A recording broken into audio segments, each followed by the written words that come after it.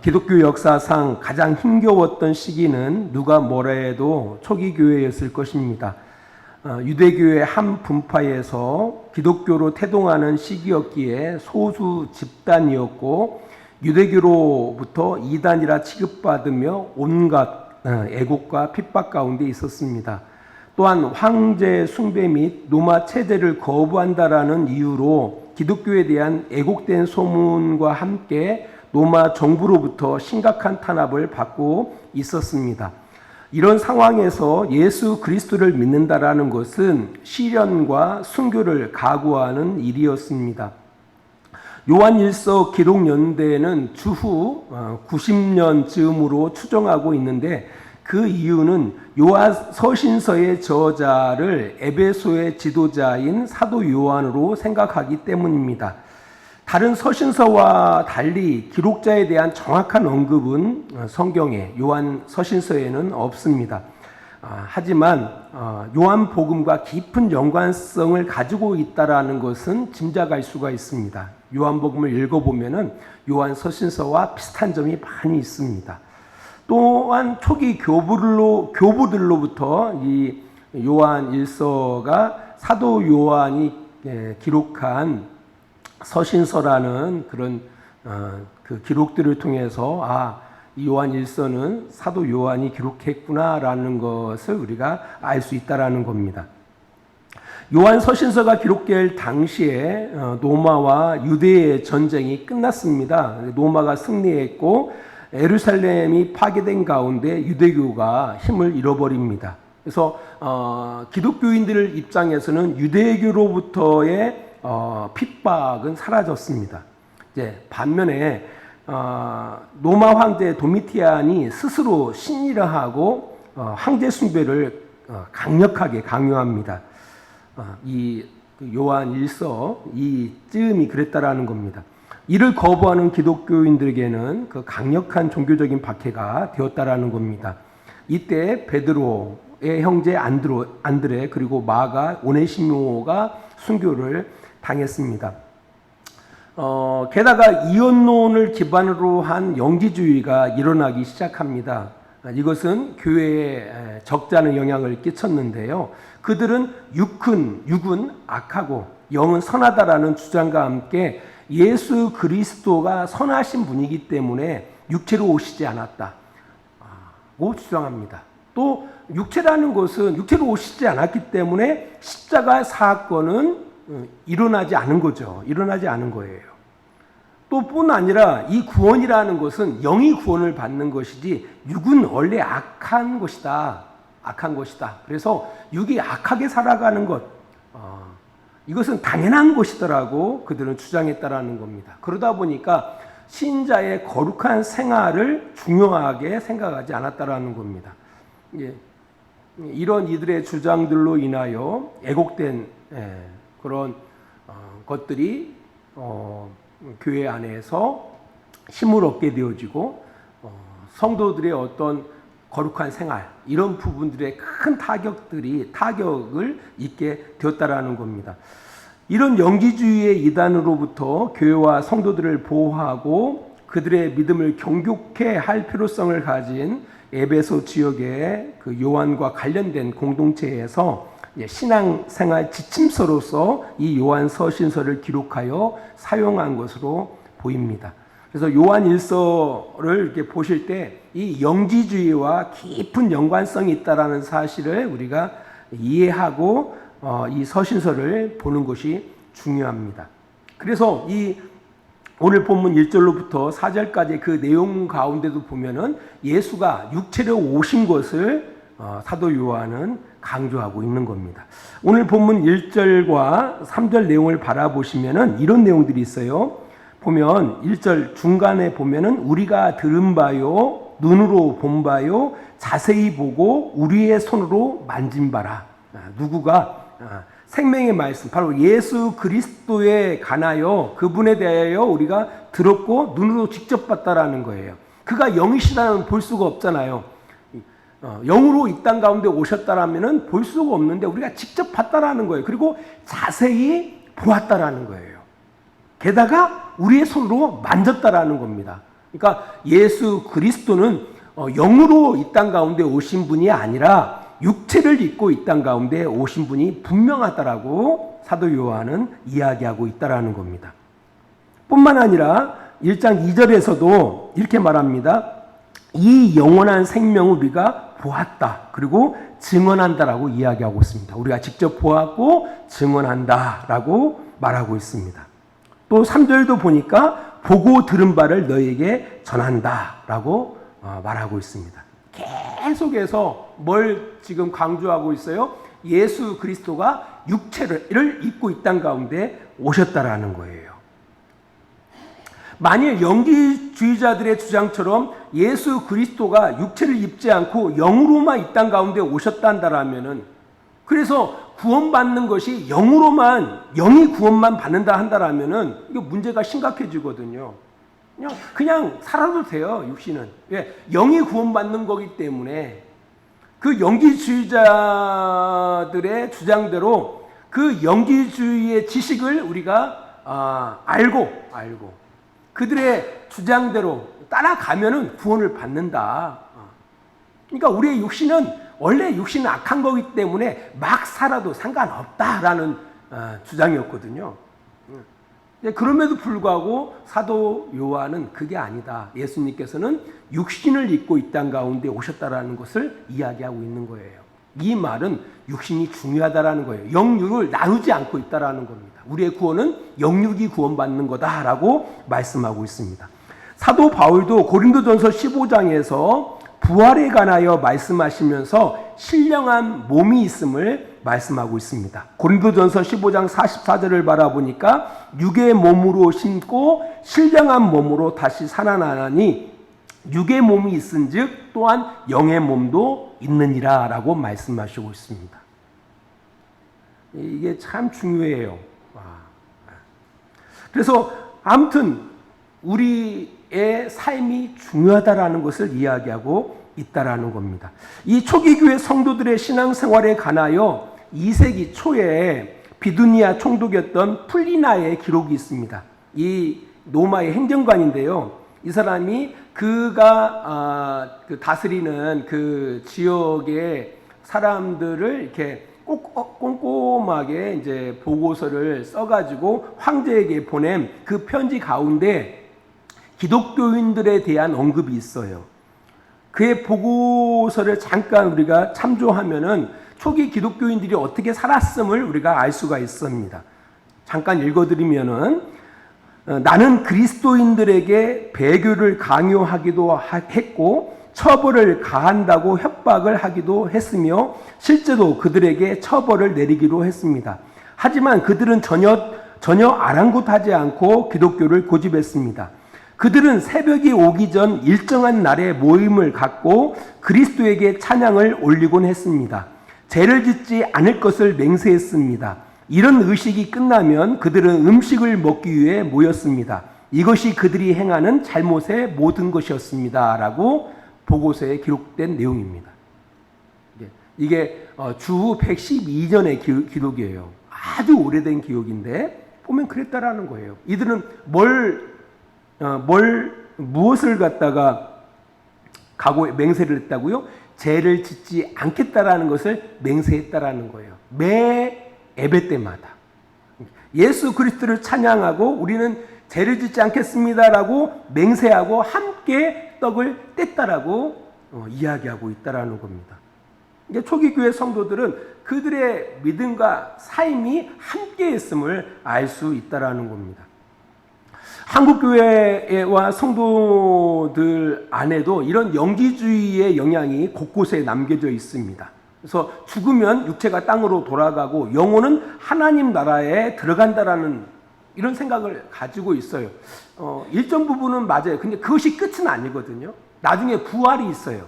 몸의 부활이 있다라는 거예요. 근데 이 마지막 때의 심판날에 그 몸의 부활에 대해서는 전혀는 아니에요. 조금은 인식하고 있는데 우리가 죽는 순간에 끝난다고 생각하거든요. 전혀 그렇지가 않거든요. 그러니까 우리가 구원받는 것은 영원히 구원받는다. 그래서 꼭 몸은 흙으로 돌아가고 꼭 영원히 이렇게 꼭 그 날개 달린 천사처럼 이렇게 이런 식으로 해가지고 천국에 가서 거기에서 영혼이 사는 것으로 생각하는데 전혀 그렇지가 않습니다. 그게 영지주의의 영향이에요. 이제 그러다 보니까 성도들이 믿음 따로 생활 따로 살아가는 거예요. 믿음과 삶이 이렇게 분리된 가운데 살아가더라는 겁니다. 기억해야 돼요. 성경에서는 영과 육체를 갖다가 떼지 않습니다. 육체에서 영혼이 떠나는 순간에 그 사람은 인간이 아니에요. 그건 시체인 거예요. 시체인 거예요. 그러니까 믿는다 하면서도 우리가 예수를 믿습니다. 하나님을 믿습니다라고 하면서 우리의 삶이 따라주지 않는 그것은 시체 같은 믿음이에요. 야고보서에서 이야기하는 것처럼 귀신 같은 믿음이라고요. 그건 믿는 게 아니에요. 믿는 게 아니에요. 그래서 꼭 기억하셔야 돼요. 성경에서는 영과 육을 떼지 않아요. 한 몸이 한 몸. 하나. 그 하나가 구원을 잇는다는 사실을 꼭 기억해야 한다는 겁니다. 또 한 가지 예수가 육체로 오심을 강조하는 또 하나의 단어가 바로 우리라는 단어예요. 나중에 요한일서를 한번 읽어보세요. 요한일서를 시작했으니까 보면은 우리라는 단어가 엄청 많이 기록되어져 있습니다. 오늘 1절로부터 4절까지도 계속 우리, 그죠? 1절 중간에 보니까 우리가 들은 바요. 또 마지막 부분에 우리의 손으로. 2절에도 보니까 그렇죠? 우리가 보았고. 그 다음에 3절에도 우리가 보고. 그죠? 우리가 보고. 가운데 우리와 사귐이. 또 밑에 우리의 사귐은. 그죠? 4절에서 보니까 우리가 이것을 쓰면 우리의 기쁨이. 우리라는 단어가 계속 반복되고 있더라는 거예요. 이 우리는 누구를 말하고 있을까요? 사도 요한과 연관이 있겠죠? 사도 요한은 어떤 사람입니까? 예수님을 직접 만났던 사람이에요. 예수님을 통해서 들었던 사람입니다. 그죠? 복음을 들었던 사람이에요. 함께 했던 사람입니다. 그런 무리 가운데 있었던 공동체를 우리로 표현하고 있다는 겁니다. 그러니까 권위 있는 공동체죠. 너희들에게 이 편지를 쓸 만한 권위가 있는 존재라는 거예요. 우리라는 게. 우리가. 예수 그리스도와 함께 동고동락했던 사도요 제자이기 때문에 직접 보았기 때문에 이렇게 이야기할 수 있다는 거예요. 그분들이 어떻게 했다라는 거예요? 예수님을 직접 만져봤다라는 거예요. 좀 더 나아가가지고 3절은 이렇게 이야기하고 있어요. 우리가 보고 들은 바를 너희에게로 전함은 너희로 우리와 사귐이 있게 하려 함이니. 그러니까 지금 요한 1서를 기록해서 너에게 들려주는 우리와의 이 사귐은 결국은 그 뒤로 가요. 우리의 사귐은 아버지와 그의 아들 예수 그리스도와의 더불어 누림이라. 이것이 어디로 연결해요? 하나님 아버지와 예수 그리스도, 그죠? 그의 아들 예수 그리스도와 더불어 누리는 것이라는 거예요. 그러니까 그만큼 권위가 있다라는 거죠. 그러니까 아버지 하나님과 예수 그리스도의 누림 가운데 누가 통로가 되는 거예요? 우리들. 그러니까 그 권위 있는 그들을 통해서 말 그대로 아버지 하나님과 예수 그리스도와 함께 누릴 수가 있다라는 거죠. 그러니까 그런 권위가 있는 사람들이다라고 강조하고 있다라는 거예요. 우리라는 단어를 통해서 그렇다라는 겁니다. 그러니까 누구와 함께 하느냐가 중요하죠. 만일 지금 요한일서를 기록될 당시 가장 큰 문제가 뭐예요? 영지주의자들이잖아요. 영지주의자들의 주장과 함께 하다 보면 어떻게 해요? 뭘 누릴 수가 없어요? 하나님 아버지와 예수 그리스도와 누릴 수가 없는 거예요. 그들과 함께하면 정말 신앙이 뭔지도 모르는 거예요. 근데 너희들이 우리와 함께하면, 우리와 사귀면 누구를 누릴 수가 있어요? 하나님 아버지와 예수 그리스도를 누릴 수가 있다라는 거예요. 이게 중요한 거예요, 중요한 거. 이런 것을 통해서 바로 우리라는 그들이 어떤 사람인데 예수를 직접 보았고 또 자세히 보았고 예수를 만진 그런 그룹이라는 거예요. 이것을 통해서 또 강조하고 있다라는 거예요. 그런 권위를 강조하고 있다라는 겁니다. 인생도 그렇잖아요. 그가 지금 누구와 함께 하느냐가 참 중요해요. 신앙생활은 더더욱 그렇다라는 겁니다. 애곡된 신앙인들과 그룹을 이어서 함께 하다 보면은요, 하나님과 예수 그리스도를 누리기보다는 오히려 매임 속에 빠지게 되어집니다. 그래서 인생의 수레바퀴가 무너질 수가 있다라는 겁니다. 그래서 올바른 신앙생활은 올바른 신앙 그룹과 함께 할 때 하나님 아버지와 예수 그리스도와 더불어 누리는 삶을 살 수 있다라는 겁니다. 주변에 보시면 우리가 그것은 쉽게 깨달을 수가 있다라는 겁니다. 이걸 요한일서는 단순히 또 영지주의에 관한 언급만 있는 게 아닙니다. 요한일서를 읽어보면은요, 당시 초기 교회 성도들이 믿고 신앙했던 예수 그리스도에 관한 내용이 무엇인지를 알 수가 있습니다. 이게 참 중요해요. 먼저 1절과 2절을 보시면은요, 예수 그리스도에 관하여 이렇게 설명하고 있습니다. 1절, 태초부터 있는 생명의 말씀에 관하여, 이게 바로 예수 그리스도를 말씀하고 있거든요. 태초부터 있는 생명의 말씀에 관하여는, 그러니까 초기 교회 성도들에게 들려줬던 예수 그리스도가 어떤 분이냐라고 할 때 사도 요한은 이렇게 예수 그리스도를 소개합니다. 태초부터 있는 생명의 말씀이다.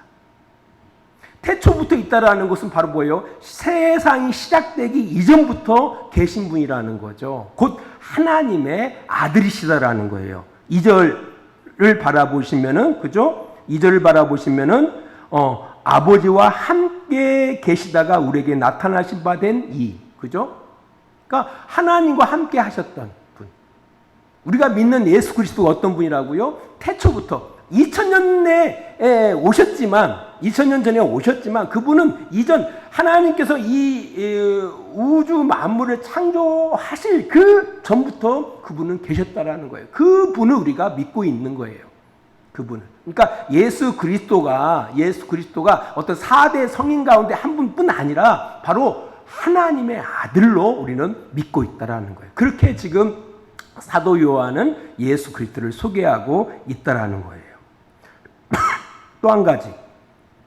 예수님 어떻게 소개하고 있어요? 태초부터 있는 생명의 말씀이라고 소개하고 있어요. 예수 그리스도를. 생명의 말씀이다. 생명. 우리가 생각하는 생명하고 좀 다를 수가 있어요. 이게 중요해요. 이게 생명을 우리는 이제 한국말로 볼 때 생명이라고 나와 있고요. 헬라어로 바라보면은 이 생명이라는 단어를 세 가지로 사용을 해요. 복잡하죠? 하나는 푸시케, 또 하나는 비오스, 또 하나는 조에, 이 세 가지 단어로 생명을 표현하는데요. 여기서 푸시케라는 것은 우리가 생각하는 그런 생명이에요. 생물학적인 생명. 여러분 생명이 건강하시죠? 이런 건강, 이것을 푸시케라고 그래요. 푸시케. 두 번째로 비오스라는 이 단어가 있어요. 이것은 바로 뭐냐면은 생활 수준, 살림살이 뭐 이런 것을 이야기해요. 유산 이런 것을 표현할 때 비오스로 표현해요. 그래서 거지 나사로에 대한 이야기를 할 때 뭐 아니면은 탕자의 이야기할 때 가산, 이 가산이라는 단어를 갖다가 비오스라고 표현하는 거예요. 그러니까 이 푸시케나 이 비오스는 부모로부터 받는다든지 아니면 내가 이 땅에서 열심히 노력하면 얻을 수 있는 그런 생명들을 이야기하겠죠. 우리가 생명을 유지하기 위해서는 밥도 먹고 물도 먹고 고기도 먹고 해야 하잖아요. 그러니까 이 땅에서부터 우리가 얻을 수가 있고 유지할 수 있는 것들을 표현할 때 푸시케나 아니면은 비오스로 표현한다라는 거예요.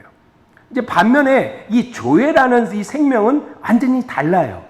이 조회라는 이 생명, 오늘 그 생명에 말씀할 때 이 생명은 조회라는 단어를 사용하고 있거든요. 이 조회라는 것은 하나님과의 관계를 통해서만이 얻을 수 있는 생명을 이야기해요. 하나님과의 관계를 통해서만이 얻을 수 있는 생명. 이것은 하나님 안에 있는 생명을 이야기해요. 하나님 안에 있는 생명. 이거 중요해요. 매우 중요한 겁니다. 은혜가 안 돼도 아무 상관없어요. 예수님을 어떤 분으로 표현하고 있냐면은 바로 하나님 안에 있는 그 생명, 하나님의 관계성에서 주어지는 그 생명이 있는 분으로 지금 표현하고 있다라는 거예요. 그 생명, 그 생명에 있는 말씀이라고 표현하고 있는 거예요. 이 조회, 이 생명, 하나님과의 관계를 통해서 얻을 수 있는 영원한 것을 말하고 있습니다. 그래서 이 생명과 비슷한 단어가 2절에 보니까 영원한 생명도 비슷한 단어예요. 영원한 생명. 이것은 없어지지 않는 생명이에요. 없어지지 않는 생명. 우리가 육체의 생명은 없어지거든요. 그죠? 우리 육체의 생명이 끝나면, 배터리가 다 떨어지면 생명이 끝나잖아요. 그죠? 이건 다 없어지는 거예요. 가산도 없어지는 거예요. 그죠? 이 땅의 것은 결국은 다 없어지는 거거든요. 근데 이 교회라는 이 생명은 없어지지 않습니다. 영원한 거예요. 근데 이 영원한 것은 누구와의 관계를 통해서만이, 하나님과의 관계를 통해서만이 얻을 수 있는 거예요. 이게 중요한 거예요. 그 생명의 말씀이라는 겁니다. 여기서 또 중요한 건 말씀이라는 단어가 중요해요. 말씀을 헬라어에서는 노고스라고 그래요. 우리가 생각하는 말, 이런 말이 아니에요. 노고스라고 헬라어에서는 이야기하고 있는데요. 이 노고스는 신을 설명하는 하나의 단어예요. 당시 헬라 철학에서는 신을 어떻게 표현하고 있냐면 노고스로 표현하고 있거든요. 노고스. 신과 우주를 이어주는, 또 창조를 수행할 뿐만 아니라 신의 존재를 믿고 신의 뜻을 따르게 하는 어떤 매개자를 노고스로 표현하고 있어요. 특별히 요한복음에서는 이 노고스라는 단어를 갖다가 사용하고 있을 뿐만 아니라 노고스의 개념 가운데 여러 가지 개념이 있는데, 이 노고스가 참 어려운 개념인데요. 여러 가지 개념 가운데 매개자라는 그런 의미를 가지고 예수 그리스도를 많이 표현하고 있어요. 제가 말씀드리면은 요한복음 1장 9절에 보면은 참빛 곧 세상에 와서 각 사람에게 비추는 빛. 그러니까 하나님께서 빛을 누구에게?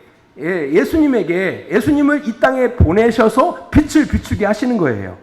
뿐만 아니라 1장 12절에도 보니까 영접하는 자, 곧 그 이름을 믿는 자들에게는 하나님의 자녀가 되는 권세를 주셨다라고 이야기하고 있어요. 하나님이 어떻게, 하나님이 보내신 그 예수를 영접하면은 뭘 주신다고요? 영생을 주신대. 또한 하나님의 자녀가 되는 권세를 주신다라는 거예요. 요한복음 3장 15절에도 보니까 그를 믿는 자는 영생을 얻는다라고 이야기하고 있어요. 그리고 요한복음 3장 17절에 보니까 하나님이 그 아들을 세상에 보내신 것, 이게 매개자로 보내셨다라는 거예요. 매개자로 뭔가를 이 땅 사람들에게 주시기 위해서 예수님을 보내셨는데, 그분이 이 땅에 와서 뭘 주시느냐라고 할 때 영생을 주신다라는 거예요. 생명을 주신다라는 거예요. 그래서 요한복음 5장 26절은 이렇게 이야기하고 있어요. 아버지께서 자기 속에 있는 생명, 조에 이 생명이 있음과 같이 아들에게도 생명을 주어 그 속에 있게 하셨고, 그 아들이 이 땅 가운데 오셔서 그를 믿는 자들에게 뭘 주신다고요? 그 생명, 그 죄를 주신다라는 거예요. 영생을 주신다라는 거예요. 지금 사도 요한은 예수님을 그렇게 표현하고 있는 거예요. 하나님의 매개자로, 하나님이 보내신 자로 그를 믿는 모든 사람들에게 뭘 주시는 자? 생명을 주시는 자로 예수를 표현하고 있어요. 이게 당시 초기 교회 성도들이 예수님을 믿는다라고 할 때 그들은 뭘 믿은 거예요? 그 영원한 생명을 주시는 분으로 믿었다라는 거예요. 이거 엄청 중요해요. 단지 내 건강 좋아지기 위해서, 생명 좀 더 유지하기 위해서 예수를 믿었던 것이 아니에요. 가정 살림 좋아지기 위해서 예수 믿었던 거 아니에요. 영원한 생명, 영원한 생명, 영원히 없어지지 아니하는 그 하나님의 그 생명을 주신다고 했기 때문에 예수님을 믿은 거예요. 그래서 그들이 그런 핍박 가운데에서도, 그런 환난 가운데서도 신앙을 지킬 수 있었던 거예요. 그건 영원한 거예요. 그 생명이 누구에게 있기 때문에? 예수 그리스도에게 있기 때문에. 그래서 농부가요, 농사를 짓다가 갑자기 그 땅에 자기 밭에 엄청난 보화를 갖다가 발견하고 뭐하죠? 살짝 잠깐 해놓고 전재산을 팔아가지고 그 밭을 사는 거예요.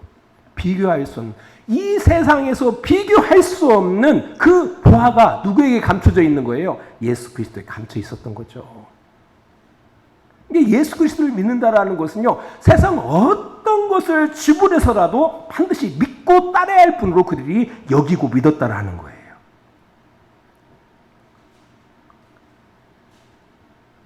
이 조회, 그 생명의 말씀, 그 예수 그리스도를 그들이 믿고 신앙했다는 사실을 기억해야 한다라는 겁니다.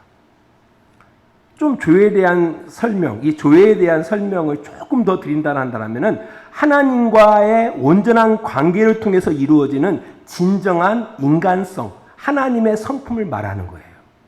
그래서 나중에 보겠지만 우리 안에는 누가 있어요? 하나님이 계시잖아요. 하나님의 씨앗이 우리 안에 자라고 있는 거예요. 그 하나님의 씨앗이 점점 자라서 뭘 맺을까요? 하나님의 성품이 맺어지는 거예요. 이게 이루어지지 않으면요, 위험한 겁니다. 이게 하나님께서 우리에게 뭘 뿌려요? 하나님의 말씀 뿌리죠. 뿌려요. 뿌려서 뭘 보십니까? 열매를 보시는 거예요. 그 열매가 어떤 열매일까요? 성품에 대한 열매예요. 그지만 하나님의 말씀 뿌려지지만 뭘 맺지 않으면, 열매를 맺지 않으면 그것은 뭐예요? 온전한 밭이에요? 온전한 밭이 아닌 거죠. 그냥 끝장나는 거예요. 단지 단순하게 우리가 예수를 믿는다고 해서 이게 아니에요. 이런 말이 아닙니다. 이게 여러분이 끊임없이 갖고 가셔야 돼요. 뭘? 그 조회, 여러분 안에 있는 그 생명, 그 조회를 갖고 가셔야 돼요. 가꾸어 가셔야 한다고요.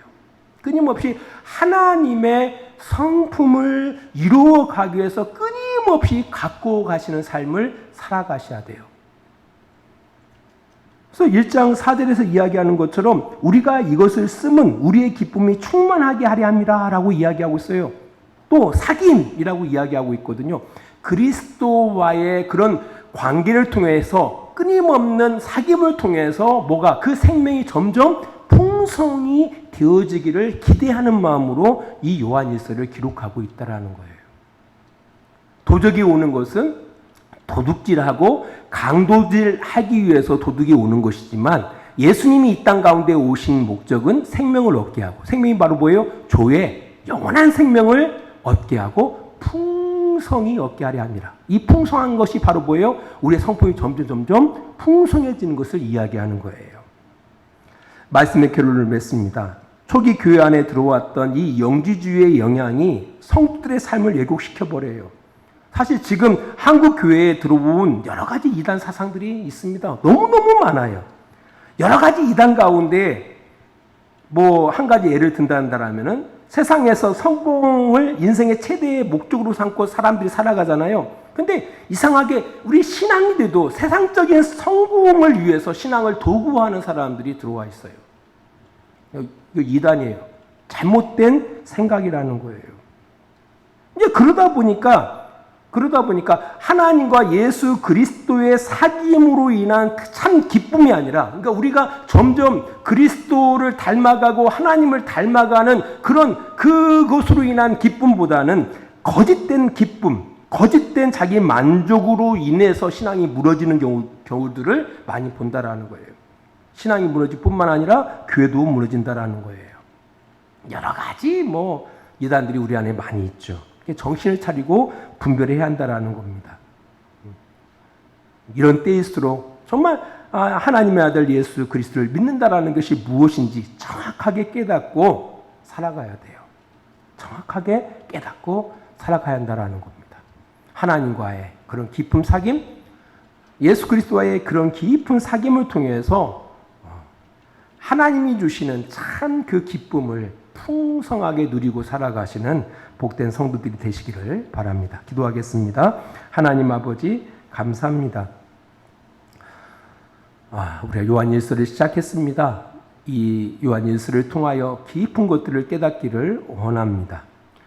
초기 교회 영지주의로부터 교회를 보호하고 신앙을 더욱 견고케 하기 위해서 기록된 이 서신서가 지금 이 시대에도 동일하게 적용되고 있음을 기억하기를 원합니다. 정신을 차리게 하시고 바른 복음 가운데 우리가 믿고 신뢰하고 우리 안에서 이루어지는 하나님의 그 영원한 성품들로 인하여 기뻐할 수 있는 우리들을 되게 하여 주시옵소서. 이제는 우리를 사랑하시는 우리 아버지 하나님의 그 크신 사랑하심과 예수 그리스도의 십자가의 은혜하심과 성령의 감화와 감동과 지키시고 인도하심이 오늘도 시간을 구별하여 하나님 앞에 예배하며 하나님의 뜻 가운데 살아가기를 원하는 귀한 성도들의 머리 위에 하나님의 놀라우신 은혜와 사랑이 늘 함께해 주시기를 간절히 축원하옵나이다. 아멘.